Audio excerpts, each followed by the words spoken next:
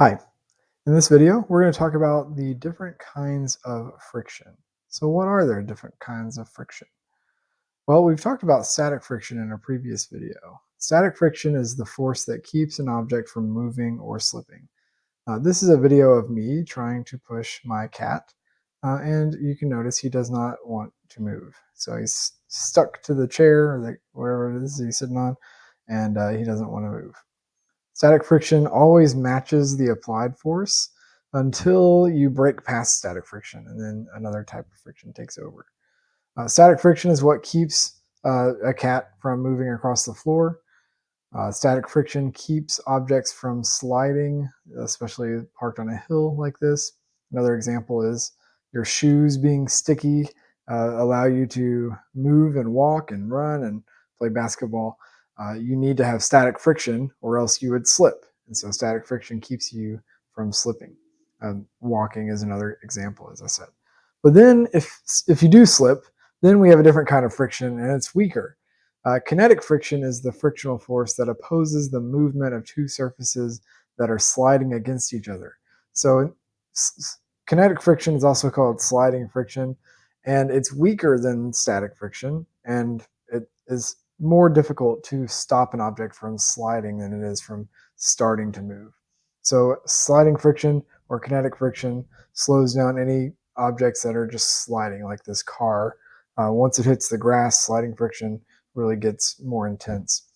It's also present in slippery surfaces, just to a lesser degree. There's less kinetic friction there. I'm sure this guy was fine. Um, Kinetic friction can be painful. It's the kind of burn that you feel when you're sliding and you generate some heat as you slide. That's kinetic friction acting there. But there are other kinds of friction as well. So there's static and kinetic, but there's also this kind of friction that you see here, which is rolling friction. Rolling friction is the frictional force that acts on rolling objects, and it's much weaker, maybe between 100 to 1,000 times weaker than the force of static or kinetic friction. Rolling friction is very small compared to the other two, and that's why we often design things to roll because it's harder to stop them. There's less friction involved for objects that are rolling. They can keep rolling for quite a long time without being stopped. And a good example of this is from the classic movie Cars. You can see the difference between rolling friction and kinetic friction when uh, Lightning McQueen loses his back tires. No longer can he roll, now he's sliding, and it's much more difficult to slide. There's much more friction involved than compared to just rolling. Here's a great example as well of a typical soccer player behavior of just continuing to roll after being hit. And it's very clear to see that it's easy to roll for a long time because there's very little friction involved. This clip actually stops pretty early. I found another clip that shows more the true end of this roll. So it's lower quality, but it shows that rolling friction can just keep going and going and going. That's how rolling friction works. It's much weaker than regular sliding.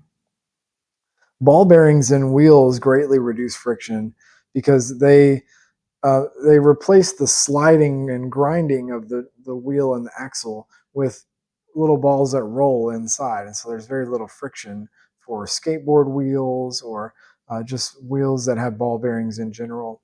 So sliding friction is very high, but if you are able to put little ball bearings in the place of the sliding, then you can get a lot less friction as a result.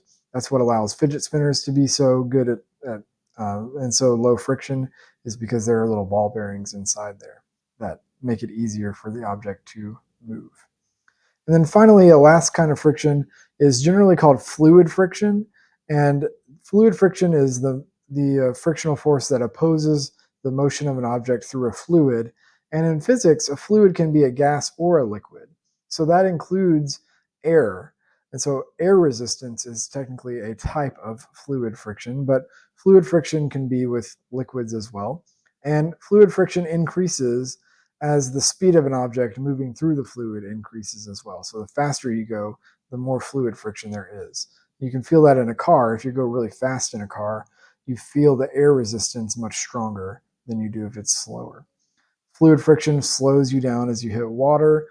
Fluid friction is always present in water when you're traveling through it. It allows you to swim and row a boat or go skiing.